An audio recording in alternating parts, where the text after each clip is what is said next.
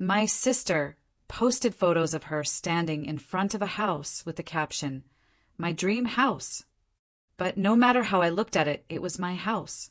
Okay, can you imagine seeing your dream home, the one you poured your entire life savings and years of hard work into, suddenly claimed by someone else? Not just claimed, but plastered all over social media with a triumphant caption like, "My dream house." That's exactly what happened to me. Except the person posting it was my own sister, and the house? It was my house. The deed was still in my name. And let me tell you, what unfolded next was a family drama I never saw coming. It all started innocently enough. I was scrolling through social media, coffee in hand, when I saw it. My sister, Rachel, had posted a photo tour of my house. Front porch, kitchen island, even that little cracked tile by the pantry I kept meaning to replace. "My dream house," she captioned it like a victory lap. Her friends filled the comments with hearts and "so proud of you." I just typed "congrats" and hit send before my coffee cooled. She had no idea the deed was still in my name. She had no idea how quickly that dream was about to turn into a nightmare. 2 days later, I was in a Monday stand-up call, trying to focus, when my phone started vibrating so hard it walked across my desk. Rachel's name flashed 3 times, then my mom's, then Rachel again. I muted my mic and answered on the 4th call. "Jason." Rachel's voice was breathless, tinged with a panic I hadn't heard before. "You need to fix something right now." "What happened?" I asked, still staring at my project timeline like it could somehow keep me calm. "I went to refinance," she blurted out. "Rates dropped. I'm trying to be responsible. And the bank." Her voice jumped an octave, cracking. "The bank said I'm not the owner. They said, 'Ma'am, you're not on the deed.'" There was a gut-wrenching pause where I could hear her swallowing panic. "I don't understand," she whispered, like the words were too heavy to say out loud. "I live here. It's my house." I looked at the little sticky note on my monitor that said, "Stay factual." I'd written it for meetings with difficult clients. I didn't realize I'd need it for my own family. "It's not your house," I said, my voice quiet, almost eerily calm. "It's mine." "No," she snapped. "No, that's not funny. You said." "I said you could live there," I replied, cutting her off. "I never said I transferred ownership." She started talking fast, a torrent of words, like speed could change legal reality. "You can't do this to me. I already told everyone. I posted it. I have contractors scheduled. I'm trying to consolidate debt." "Mom said you wouldn't." "Dreams come true when you ask permission," I said. And I hated how calm my voice sounded, like it was someone else speaking through me. Then I ended the call. I didn't feel triumphant. I felt tired, the kind of tired that lives in your bones. When I checked my phone later, there were 83 missed calls from my mom. To understand how we got here, you have to go back years, to the first time my family decided my stability was something they could just borrow without asking. "I'm Jason, 41. I'm a project manager for a construction tech company outside Raleigh. I'm not flashy. Never have been. I like clean spreadsheets, clean timelines, and payments that clear on time. My salary is $118,000 a year. After taxes, insurance, and my 401k, I take home about $6,100 a month. That number is burned into my brain because I built my life around it. My sister, Rachel, is 36. She's charming in the way that makes strangers want to help her. She laughs easily. She cries easily, too, especially when consequences show up. Growing up, Rachel was the creative one. I was the responsible one. That didn't sound like a problem when we were kids. It became a monumental problem when we were adults, especially after our dad died. My mom got the life insurance payout, $220,000, enough to pay off her small house and set aside a cushion. She told everyone she was fine, but she also started keeping a running list of what everyone owed her emotionally. Rachel moved back home at 28 for a few months. Those few months became 5 years. I didn't live there. I had my own apartment, my own bills, and a steady habit of showing up whenever I was asked. When my mom needed her gutters replaced, I paid the $860 invoice because I didn't want her up on a ladder. When Rachel needed her car fixed, I put $1,400 on my credit card because she said she couldn't get to interviews without it just until she gets on her feet. My mom would just smile and say, when Jason got promoted and started earning real money, the ask got bigger. Rachel's first apartment deposit was $1,800. I paid it. When she decided she wanted to start an online boutique, she needed inventory. That was $3,200. I paid it. When the boutique fizzled out, she needed a bridge to cover rent. That was $900 one month, then $900 again. Then a string of "I'll pay you Friday" texts that never ended with an actual payment. Every time I hesitated, my mom would say, "Jason, she's your sister." And every time I gave in, I told myself I was buying peace. The house was supposed to be a reward. I'd been saving since my late 20s. No expensive vacations, no brand new cars. I drove a paid-off Civic until it started making a noise that sounded like a threat. I put $500 into savings every month, even when it meant saying no to things I wanted. In 2020, I bought a 3-bedroom, 2-bath place in a quiet neighborhood. $342,000 purchase price. I put $68,400 down. My mortgage payment was $1,986 a month, plus $310 in property taxes and $140 for insurance. It was the biggest responsibility of my life, and it felt like mine. A year later, Rachel's life fell apart. According to my mom, Rachel had been dating a guy who promised her big plans and delivered nothing. When he left, she had nowhere to go because she'd stopped paying rent months earlier, convinced she could talk her landlord into waiting. She called me crying at 11:47 p.m. "I'm going to be homeless," she sobbed. "Please, I just need a place for a little while." I should have said no. I didn't. I let her move into my house while I stayed in my spare room like a guest in my own life. I told myself it was temporary. I told myself it was family. I told myself I could handle discomfort for a few months. At first, she was grateful. She bought groceries. She cleaned the kitchen once. She hugged me and said, "I don't know what I'd do without you." 2 weeks later, she started calling the house ours. A month later, she started calling it mine. She got mail delivered there. She updated her driver's license address. She started making little changes without asking. One Saturday, I came home with paint samples for my office, and she was in the living room with a roll of wallpaper. "Oh," I said, "what's that?" "It's for the accent wall," she replied, like the decision was a settled thing. "The living room is boring." I didn't ask for an accent wall. "Jason, it'll look nicer. You never decorate." "I don't want wallpaper." "Why are you always so intense?" she asked, already peeling back the paper like my answer didn't matter. That became the pattern. Not yelling, not drama, just quiet, constant override. My mom loved it. "She's making it a home," Mom said over the phone. "It's good for her." "It's my home," I reminded her.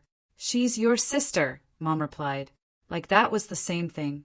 Rachel's financial contribution shrank over time. It always did. At first, she offered $600 a month toward utilities and a little rent. It lasted 3 months. Then it became $300.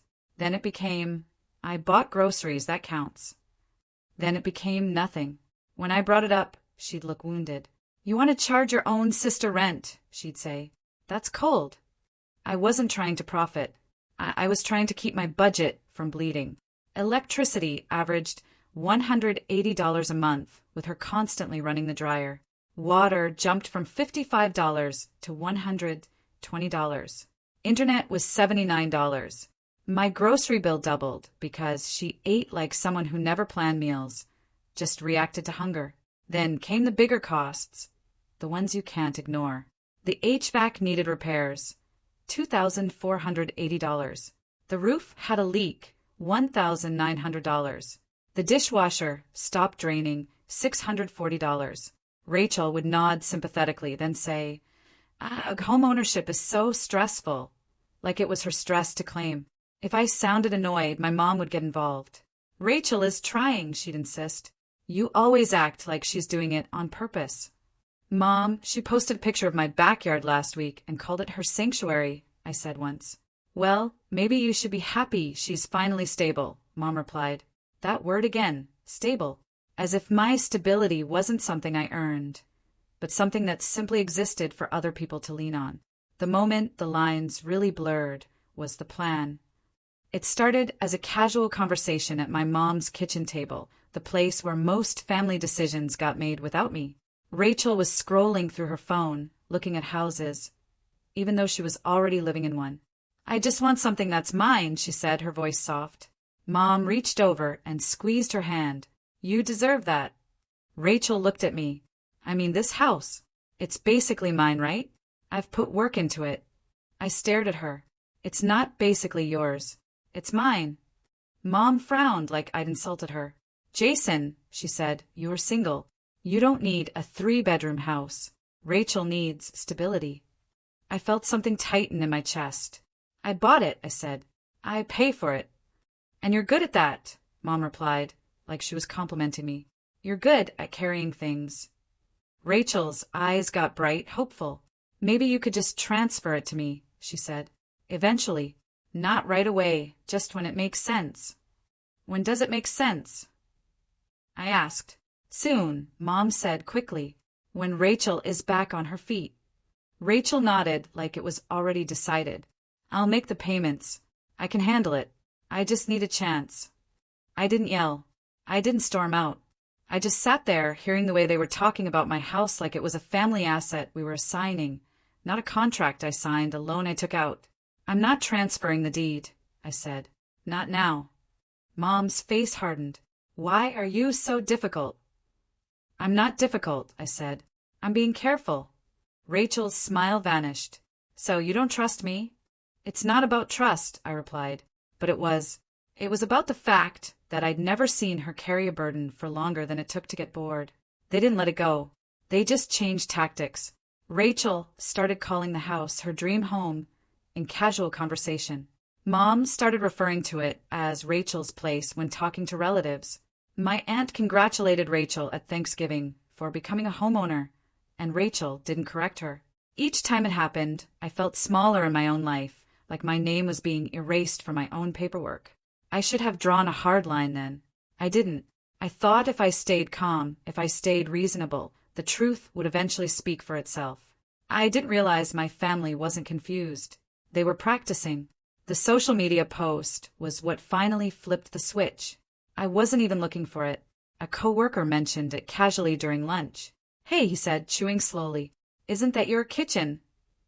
He turned his phone toward me. There it was.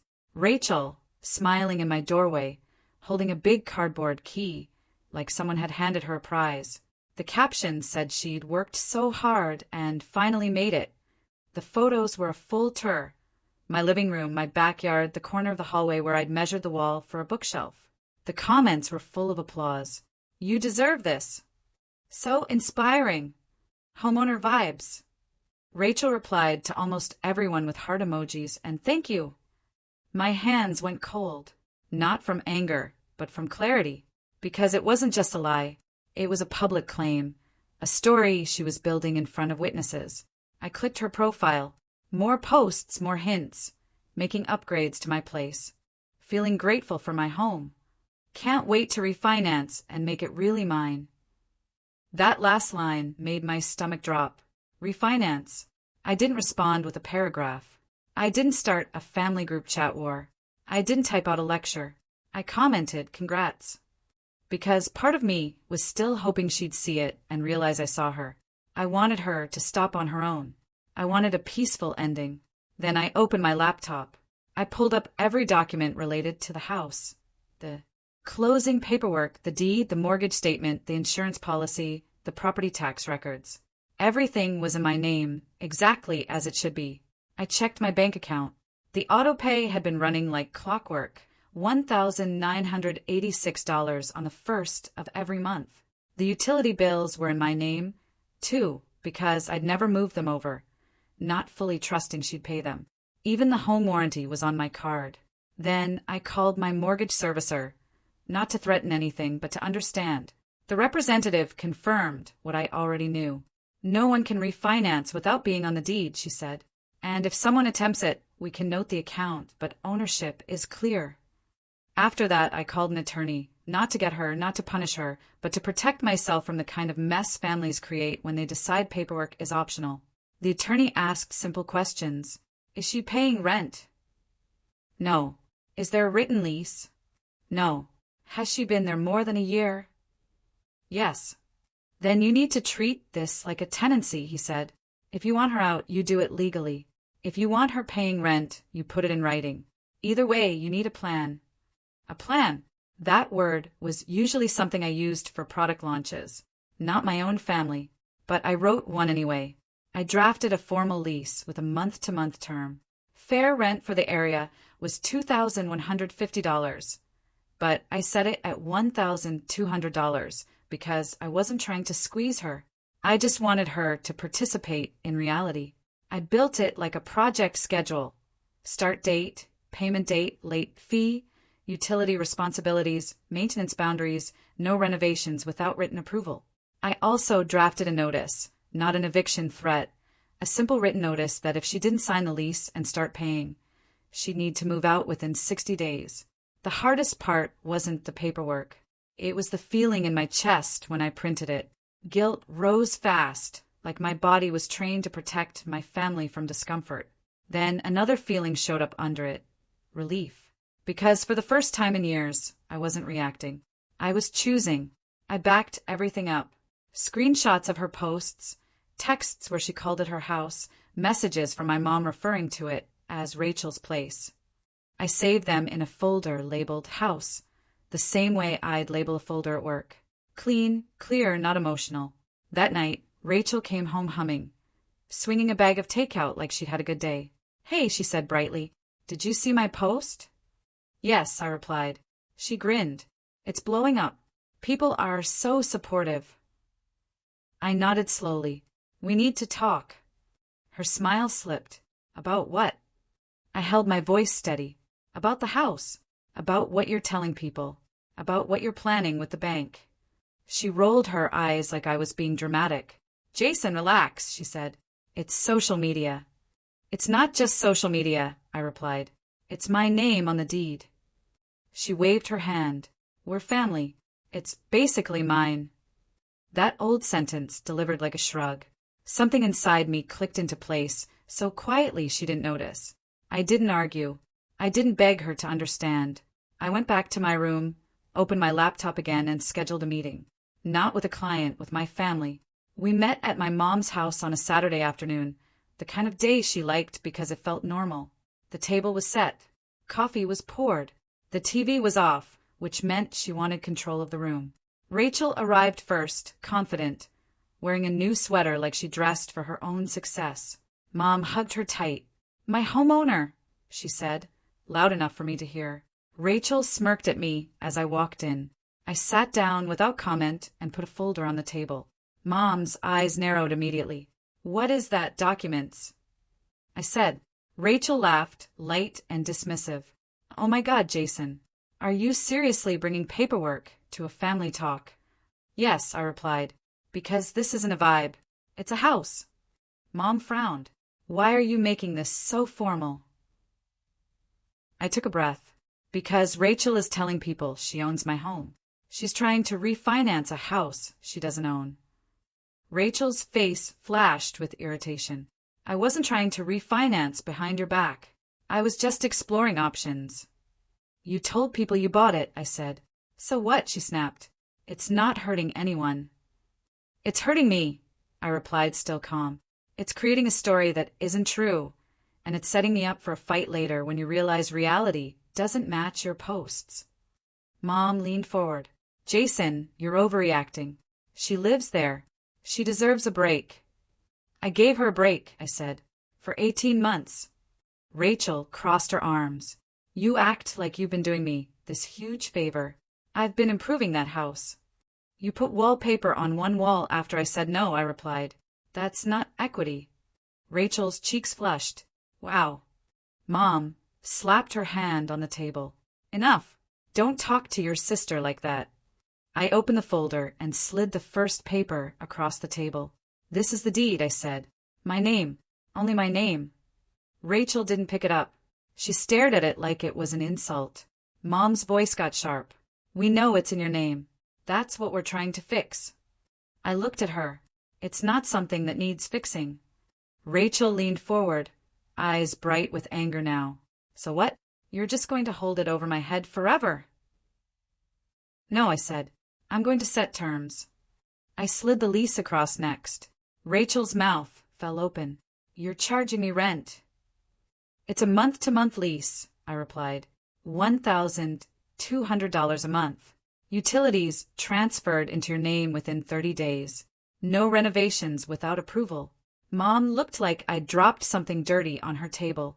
This is cruel, she said. It's normal, I replied. Adults pay for housing. Rachel's voice rose. I can't afford that. You can't, I said. You just don't want to. Her eyes widened. Excuse me. I've seen your spending, I said. And I kept it factual, not mocking. You ordered $46 of delivery 3 nights last week. You paid $210 for concert tickets. I'm not judging you. I'm saying if you can budget for those things, you can budget for housing. Mom pointed at me like I was the problem. You've always been this way. Cold. Controlling. I swallowed. That word, controlling, had been thrown at me every time I asked for basic fairness. I'm not controlling, I said. I'm protecting myself. Rachel grabbed her phone and shoved it toward me. Look at all these people. They think I earned this. They're happy for me. Do you want to? Embarrass me? I didn't even glance at the screen. This isn't about embarrassment, I said. It's about honesty and responsibility. She stared at me like she couldn't find the lever that usually moved me. Then she changed tactics, voice softening.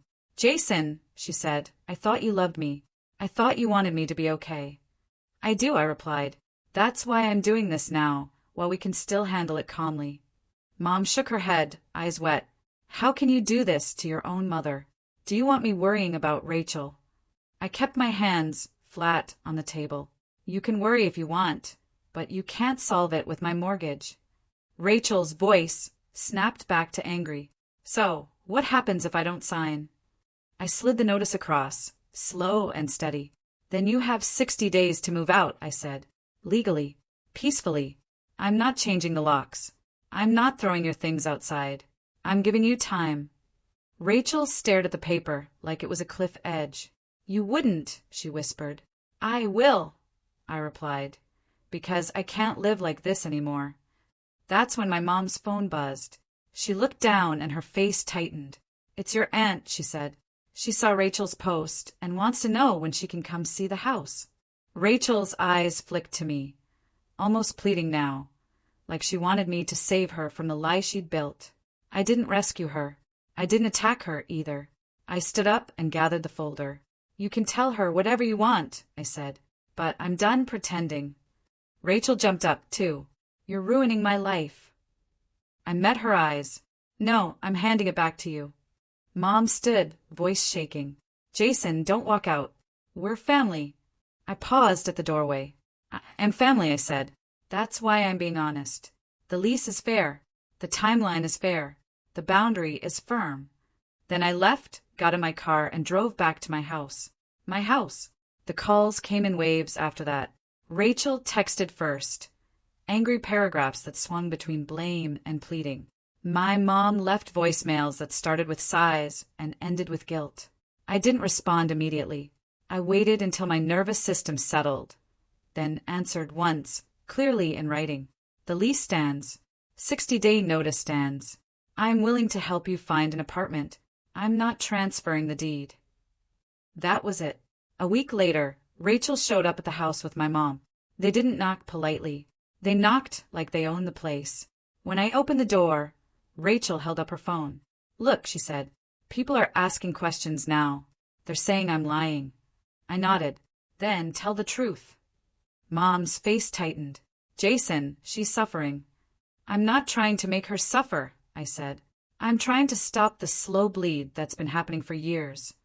Rachel's voice cracked. Where am I supposed to go? You're supposed to go where adults go when they need housing, I said gently. You look, you apply, you budget, you sign your own lease. Mom stepped forward. You could just make this easy. Just sign it over. Let her refinance. Let her handle it. I shook my head. No. Rachel stared past me into the living room, like she was seeing the house differently now. Not as a trophy, but as a cost.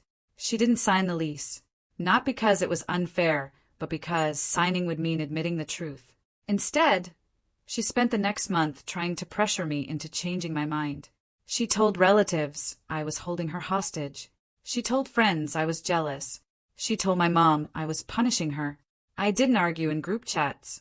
I didn't defend myself on social media. I kept doing the boring, solid things. I paid my mortgage. I saved receipts. I documented every conversation. On day 45, my attorney sent a formal letter reminding her of the 60-day timeline. Clear, neutral language.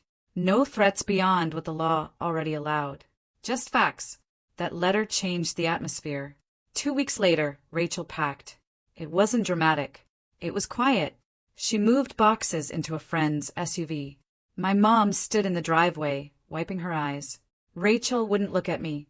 Before she left, she turned once and said, "I hope you're happy." I took a breath and answered honestly. "I'm not happy about this," I said.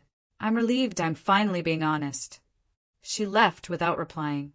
Afterward, my house sounded different. No heavy footsteps at midnight, no slammed cabinets, no constant background tension, like the air itself was waiting for a fight. I changed the locks, not out of spite, but out of standard practice. I updated my security system code. I transferred all the utility accounts into my own name again and set up alerts for any changes. My mom didn't speak to me for a month. Then she sent a short text. "I miss you." I replied, "I miss you too. I can meet for coffee." She showed up guarded, like she expected me to attack her. I didn't. I told her I love you. I'm not funding Rachel's life. Those two things can both be true. She didn't like it, but she heard it. Rachel kept her distance. Occasionally, she'd send a message that sounded like it was written with someone watching over her shoulder. "Hope you're doing well." I responded politely. Months passed. The story died down. People found new things to post about. Rachel stopped calling my house her dream home because she no longer had photos that matched the claim. I started sleeping better.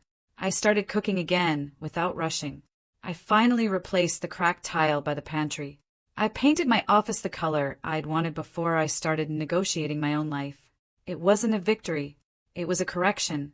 And the correction taught me something simple. If you don't protect your name on the paperwork, someone else will use your stability as their story. This whole ordeal showed me that family narratives, especially around money and property, can snowball into real financial and emotional risk when no one respects paperwork and boundaries. So, for anyone out there dealing with similar situations, document everything early. Save screenshots of posts, texts. Keep mortgage and utility records. And reply once, clearly in writing with precise terms. And for housing, always put it in writing. A signed month-to-month lease with a deadline prevents it's basically mine from becoming a legal mess. What about you? Have you ever had to draw a hard line with family over money or property? How did you handle it? I'd really love to hear your experiences in the comments below.